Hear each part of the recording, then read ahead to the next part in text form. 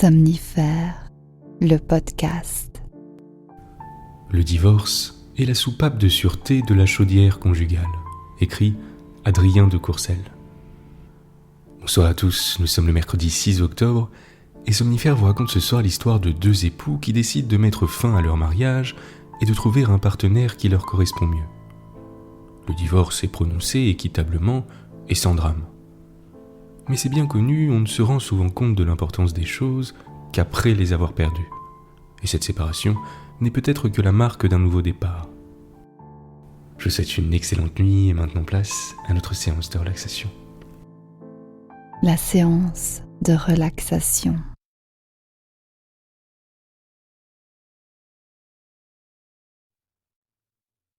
Commencez par prendre une grande inspiration en comptant mentalement jusqu'à 4 et expirez en comptant mentalement jusqu'à 4 également.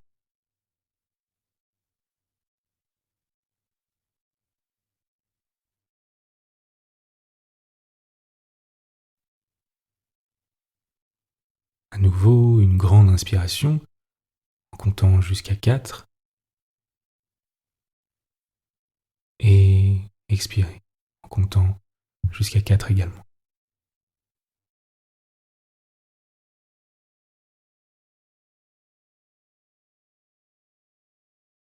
Prenez à présent une respiration calme et naturelle. Si vous êtes allongé sur le dos, vous pouvez, si vous le souhaitez, poser vos mains sur votre ventre.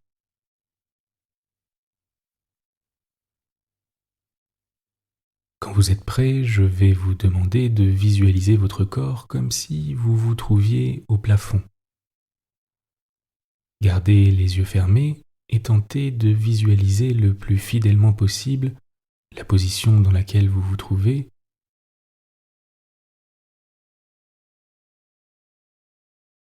la manière dont vous êtes allongé, vos cheveux sur l'oreiller, la couleur de vos draps, de votre thé, ce qui se trouve sur votre table de nuit. Tentez de visualiser le décor, vous au milieu, de la manière la plus fidèle possible, comme pour prendre une photographie mentale de la pièce. Je vous laisse quelques instants pour le faire.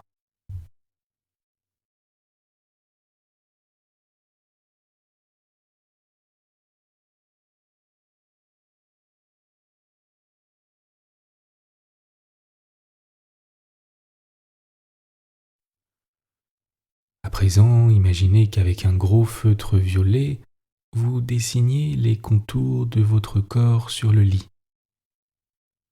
C'est un feutre assez spécial, puisqu'à mesure que vous dessinez, les parties de votre corps concernées semblent s'envelopper d'une douce quiétude.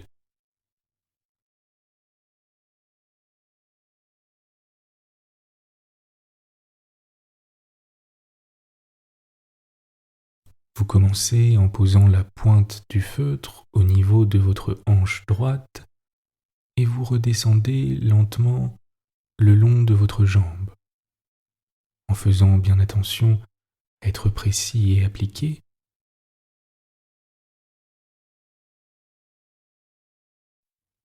Puis au niveau du pied et des doigts de pied, dont vous faites le contour un à un.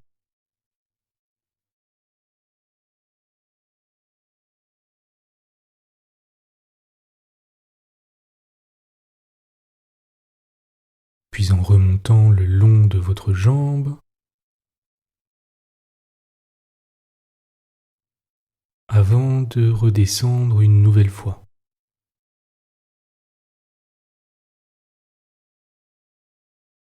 Et de faire le contour de votre pied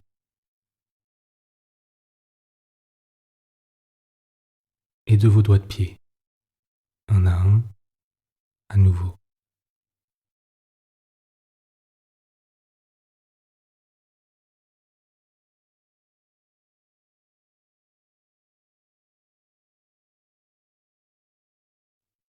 À présent, vous remontez lentement, avec précaution, en vous appliquant jusqu'à vos aisselles.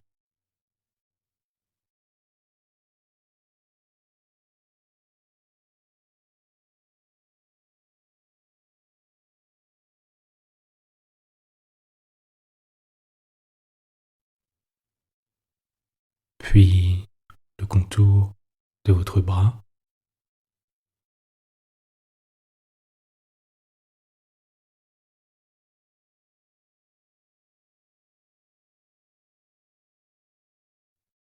puis de vos doigts, un à un.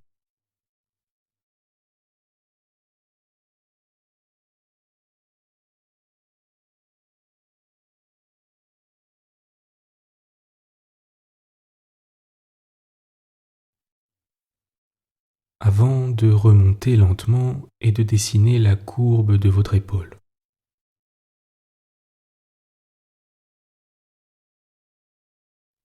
De votre cou, puis de votre tête.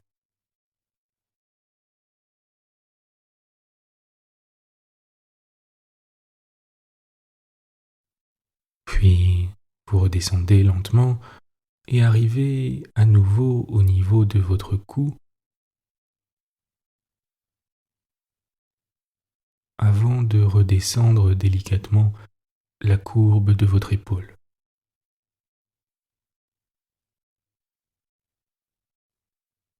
Puis de votre bras.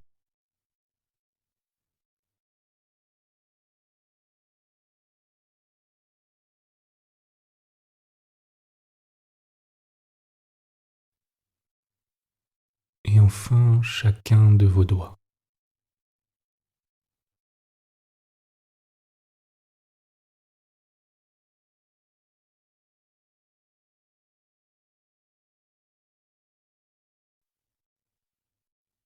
Vous remontez lentement, comme gracieusement, jusqu'aux aisselles.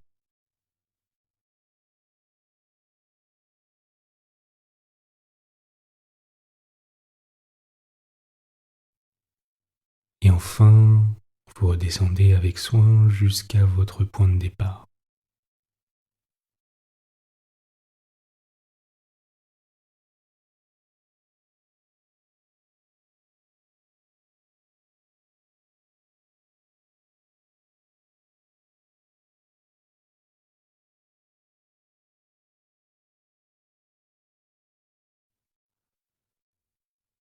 Prenez un moment pour sentir votre corps vibrer dans cette douce quiétude et notez comme c'est agréable et réconfortant.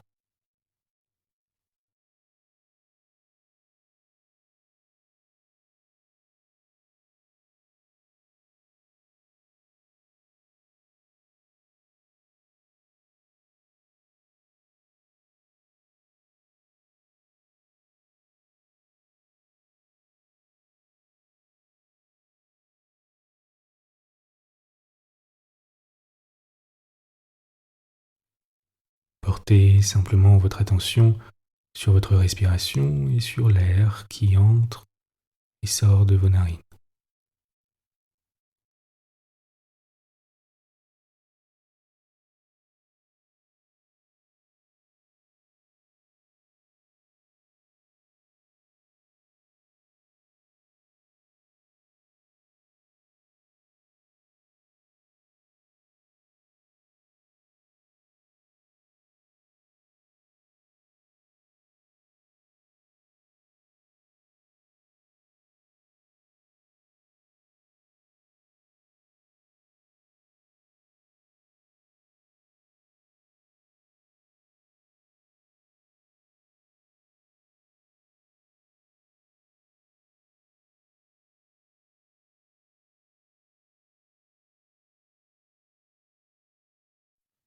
Vous êtes calme et détendu.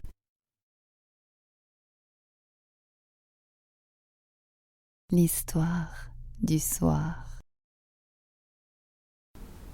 Léon Bloy, le téléphone de Calypso. Madame Presque ne pouvait se consoler du départ de Monsieur Vertige. Depuis 6 mois, que prononçant leur divorce un arrêt profondément équitable avait mis un terme à leur conjugale tribulation, cette femme exquise, peu à peu, s'était laissée choir dans l'hypocondrie.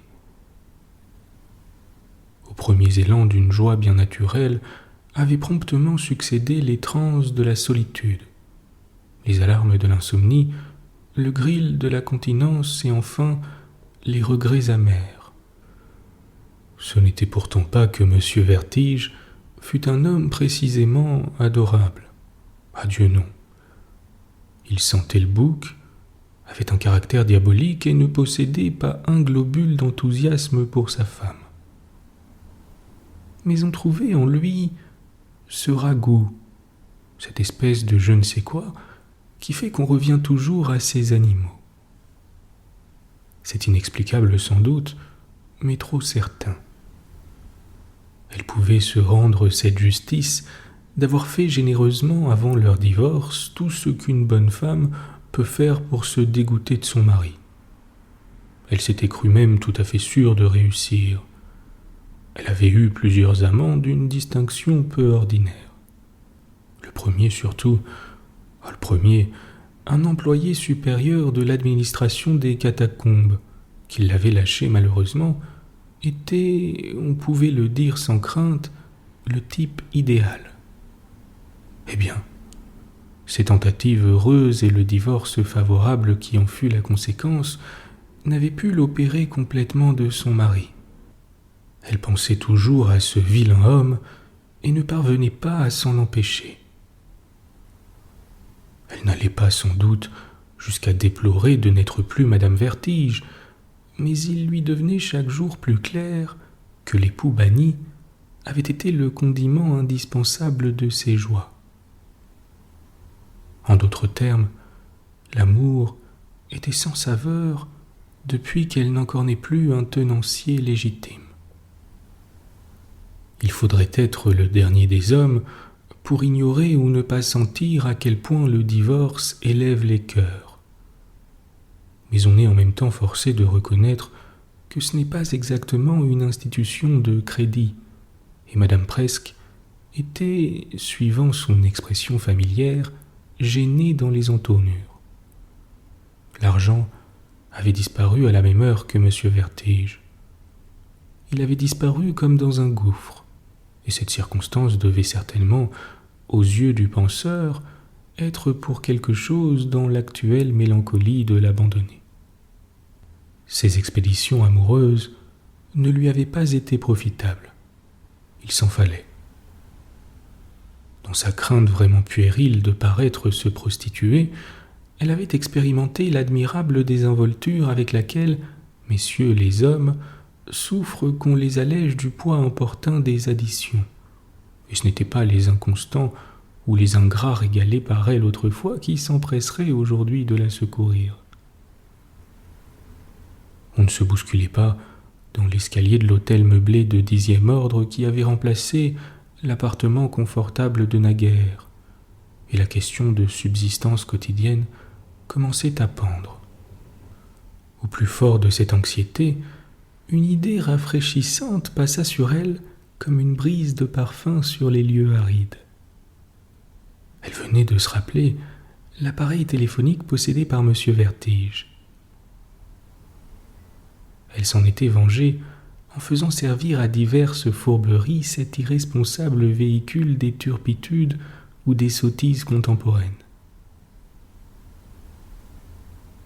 Un assez grand nombre de fois, M. Vertige avait reçu des rendez-vous dérisoires qui le forçaient à s'absenter pendant des heures dont profitait audacieusement sa femme. Au bureau central, on devait le croire surchargé d'affaires. Les blagues avaient même été si loin qu'on pouvait craindre désormais un parti pris de ne plus répondre. Pleine d'un dessein mystérieux, Madame Presque s'élança donc à la plus prochaine cabine et demanda communication.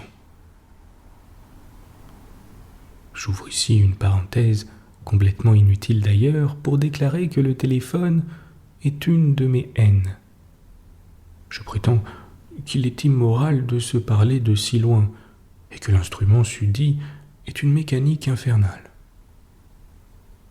Il est bien entendu que je ne puis alléguer aucune preuve de l'origine ténébreuse de cette allonge-voix, et que je suis incapable de documenter mon affirmation. Mais j'en appelle aux gens de bonne foi et d'esprit ferme qui en ont usé. Le bruissement de larves qui précède l'entretien n'est-il pas comme un avertissement qu'on va pénétrer dans quelques confins réservés où la terreur peut être surabonde, si on savait? Et l'horrible déformation des sons humains qu'on croirait étirés sous un laminoir, qui ont l'air de n'arriver jusqu'à l'oreille qu'à force de se distendre monstrueusement, n'est-elle pas aussi quelque chose d'un peu panique? Il y a peu de jours, un vieux garçon de bain scientifique appointé spécialement pour le massage des découvertes utiles au hammam d'un puissant journal célébrait la gloire d'une usine anglaise qui est en train d'exterminer l'écriture.